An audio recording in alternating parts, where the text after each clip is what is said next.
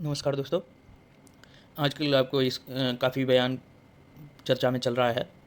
नितिन गडकरी जी ने एक बयान दिया है कि 15 रुपये लीटर पेट्रोल का भाव होगा आने वाले समय में। एक कमेंट काफ़ी चर्चा में बना हुआ है। ऐसा नितिन गडकरी जी ने क्यों कहा, आइए जानते हैं। परीक्षा की दृष्टि से भी काफ़ी महत्वपूर्ण है और इस वीडियो को अंत तक देखिएगा। लास्ट में कुछ प्रश्न भी यूपीएससी में पूछे गए प्रश्न भी इसमें सम्मिलित किए गए हैं और काफ़ी महत्वपूर्ण है। आइए जानते हैं ये चर्चा में क्यों है और ऐसा इस क्यों कहा। अब जान लेते हैं कि एथेनॉल से कैसे सस्ता होगा पेट्रोल। E20 पेट्रोल यानी एथेनॉल मिला पेट्रोल एक तरह का एल्कोहल होता है।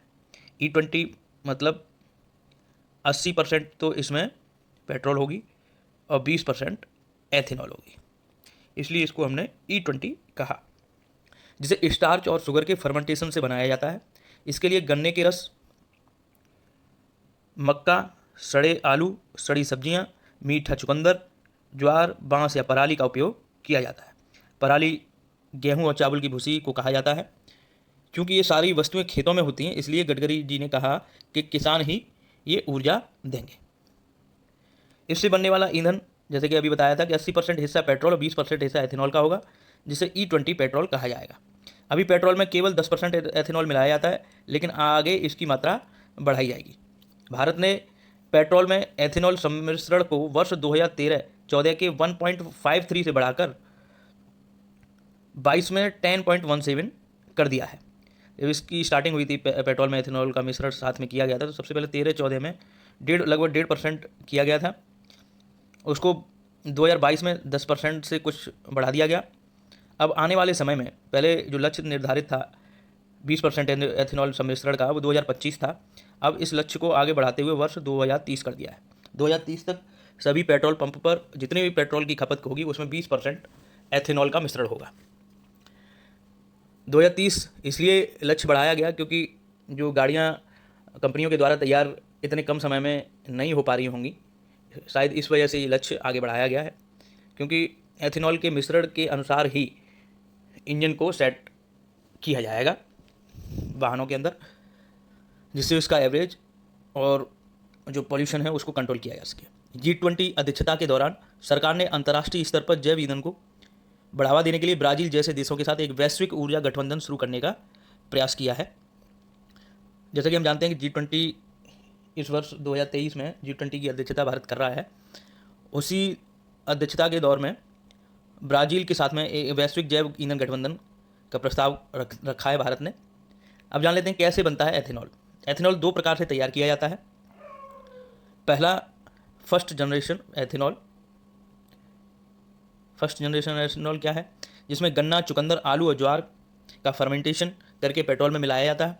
उसके बाद उसको ट्रांसपोर्ट करके फ्यूल टैंक में भेजा जाता है, उसके बाद व्हीकल में डाला जाता है। अगला जो प्रकार है वो सेकेंड जनरेशन एथेनॉल है। उसमें चावल, गेहूँ, भुट्टा और बांस का प्रयोग करके उसका फर्मेंटेशन किया जाता है। उसको पेट्रोल में मिला के फिर ट्रांसपोर्ट फ्यूल टैंक में और गाड़ियों में डाला जाता है। अभी एक थर्ड जनरेशन का एथेनॉल अभी प्रोसेस में है। वो जो है एल्गी यानी हिंदी में इसको शैवाल बोलते हैं। शैवाल के साथ में एथेनॉल का प्रयोग किया जा रहा है। आने वाले समय में ये भी सफल होगा और थर्ड जनरेशन का एथेनॉल आएगा। अच्छा, आप जान लेते हैं किन गाड़ियों में इसका उपयोग हो सकता है। नए मॉडल की बन रही सभी गाड़ियों में एथेनॉल से बने पेट्रोल का उपयोग हो सकेगा। इसका कारण है कि यहाँ बन रही ज़्यादातर गाड़ियों में इंजन BS4 से BS6 स्टेज के हैं। एथेनॉल ब्लेंडिंग प्रोग्राम के तहत केंद्र सरकार ने पहले ही इंजन बनाने वाली कंपनियों को E20 पेट्रोल के लिए इंजन बनाने के निर्देश रखे हैं। वैसे पुरानी गाड़ियों में इसका उपयोग किया जा सकता है, लेकिन इससे गाड़ी में कम माइलेज और कम पावर की आशंका रहेगी। हालांकि पुरानी गाड़ी के इंजन में कुछ बदलाव करवा सकते हैं। इस तरीके से आपने समझा गाड़ियों में किन किन गाड़ियों में इसका उपयोग होगा। अब जान लेते हैं इसके 5 बड़े फायदे क्या हैं E20 के। पहला है E20 पेट्रोल में यूज होने वाला एथेनॉल एक बायोफ्यूल है। नॉर्मल पेट्रोल के मुकाबले इससे पॉल्यूशन कम होगा। वाहनों में जो कार्बन मोनोऑक्साइड, नाइट्रोजन के ऑक्साइड जो निकलते हैं, जो पॉल्यूशन के रूप में होते हैं, उसमें कमी आएगी। दूसरा है एग्रीकल्चर वेस्ट से भी एथेनॉल बनाया जा सकता है, इसलिए ग्रामीण इलाकों में होने वाले प्रदूषण में भी कमी आएगी। जो एग्रीकल्चर वेस्ट होता है, जो खेतों में पराली जलाई जाती है, जो काफ़ी चर्चा में रहती है सर्दियों के टाइम में, उस पराली के से भी एथेनॉल बनाया जाएगा। तो उस वेस्ट को भी यूज कर लिया जाएगा, जिससे प्रदूषण में भी कमी आएगी ग्रामीण इलाकों में। आगे, एथेनॉल गन्ने के रस, सड़े आलू, सब्जियां, चुकंदर, चावल की भूसी आदि से बनाया जाता है, इसलिए इसका फ़ायदा सीधे किसानों को मिलेगा। सीधी सी बात है, जब ये खाद्यान्न वाली चीज़ें यूज होंगी एथेनॉल में, तो इसका सीधा फ़ायदा किसानों को मिलेगा और अच्छी कीमत भी उसको मिलेगी। अगला है E20 पेट्रोल, पॉकेट फ्रेंडली है, यानी बजट में है। इसमें मिला एथेनॉल आसानी से मिलने वाला बायोफ्यूल है, इस वजह से नॉर्मल पेट्रोल से इसकी कीमत कम हो जाएगी। तो टोटल जो कीमत है एथेनॉल मिलाने से, उसकी कीमत में कमी आएगी। E20 देश भर में इस्तेमाल होने से पेट्रोल के आयात पर देश की निर्भरता कम हो जाएगी। इससे देश की विदेशी मुद्रा में बचत आएगी। जितना भी पेट्रोल आयात किया जाता है बाहर से, वो सब डॉलर में, जो विदेशी मुद्रा होती है उससे ही पेट्रोल को आयात किया जाता है अन्य देशों से, जहाँ से अलग अलग देशों से मंगाया जाता है, अरब कंट्री से, रसिया से, अमेरिका से, ऐसे देशों से मंगाया जाता है। भारत का शुद्ध पेट्रोलियम आयात वर्ष 2020-21 में 185 मिलियन टन था, जिसकी लागत 551 बिलियन अमेरिकी डॉलर थी। एक सफल E20 कार्यक्रम देश के लिए प्रतिवर्ष 4 बिलियन अमेरिकी डॉलर यानी 30,000 करोड़ रुपए बचत कर सकता है।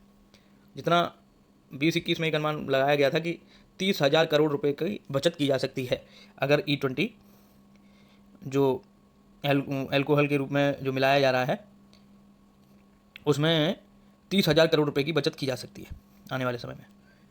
अच्छा, इसके सामने क्या क्या चुनौतियां हैं, इससे पहले हमने लाभ समझ लिए, इससे भी पहले हमने क्या है E20 ये भी समझ लिया, कब लाया गया, क्या उद्देश्य है, क्या लक्ष्य है, ये भी समझ लिया। अब जान लेते हैं चुनौतियाँ क्या हैं। गन्ना उत्पादन की ओर बदलाव होगा। 20% सम्मिश्रण दर प्राप्त करने के लिए मौजूदा शुद्ध बोए गए क्षेत्र का लगभग 10वां हिस्सा गन्ना उत्पादन के लिए सुनिश्चित करना होगा। जब गन्ना से एथेनॉल बनाया जाएगा तो इसका जो क्षेत्र है वो क्षेत्र बढ़ाना होगा, तभी इसमें जो एथेनॉल की जो आपूर्ति है वो संभव हो पाएगी। ऐसी किसी भी भूमि की आवश्यकता से अन्य फसलों पर दबाव पड़ने, इससे खाद्य कीमतों में वृद्धि होने की संभावना भी रहेगी। फसलों पर दबाव रहेगा क्योंकि एक तरफ खाद्यान्न फसलें उपभोग की भी वस्तु है, और दूसरी अगर ये उपभोग वस्तु एथेनॉल में प्रयोग होने लगेगी तो इसकी ऑटोमेटिक सप्लाई में कमी आएगी, और सप्लाई में कमी आएगी तो खाद्य की कीमतों में वृद्धि हो जाएगी।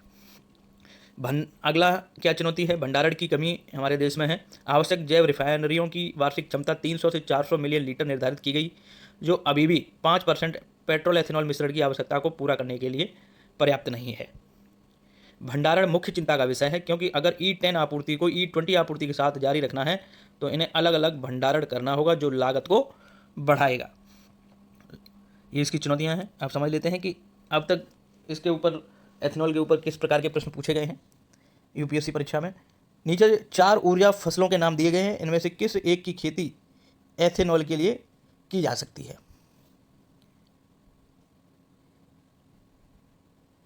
आपने अभी इस वीडियो में मैंने बताया था, इसका जो आंसर होगा बी, मक्का। अगला प्रश्न है, भारत की जैव ईंधन की राष्ट्रीय नीति के अनुसार जैव ईंधन के उत्पादन के लिए निम्नलिखित में से किनका उपयोग कच्चे माल के रूप में किया जा सकता है। ये 2020 में पूछा गया था। 1 कसावा, क्षतिग्रस्त गेहूं के दाने, मूंगफली के बीज, गुठली, सड़ा आलू, चुकंदर। आप इसमें से, ये आपके लिए प्रश्न है, इसका आंसर आप नीचे कमेंट बॉक्स में लिखकर ज़रूर बताइएगा। और ये वीडियो आपको कैसी लगी ये भी आप ज़रूर बताइएगा। बहुत बहुत धन्यवाद।